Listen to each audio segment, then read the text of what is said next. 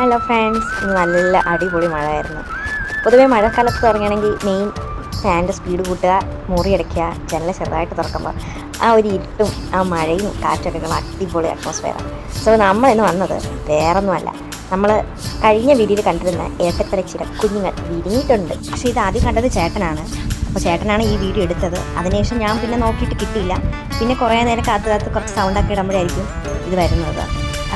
ഇത് ഞാൻ വിചാരിച്ചു ഒരെണ്ണം മാത്രമേ ഉള്ളൂ. ഇതിൻ്റെ കൂടെ വേറൊരു ഇരട്ടക്കളിച്ച്, അതായത് എനിക്ക് തോന്നുന്ന അമ്മയും അച്ഛനായിരിക്കും. കൂട് നമ്മുടെ മുറിയുടെ ഫ്രണ്ടിലാണ്. അതായത് ഞങ്ങളുടെ റൂം തുറക്കുമ്പോൾ നേരെ കാണുന്ന ഈ ഒരു കാഴ്ചയാണ്.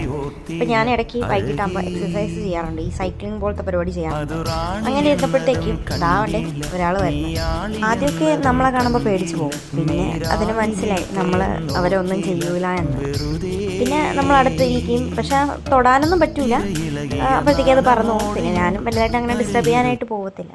കണ്ടോ കുഞ്ഞ് വാ തുറന്നിരിക്കുന്നത് നിങ്ങൾ കണ്ടോ?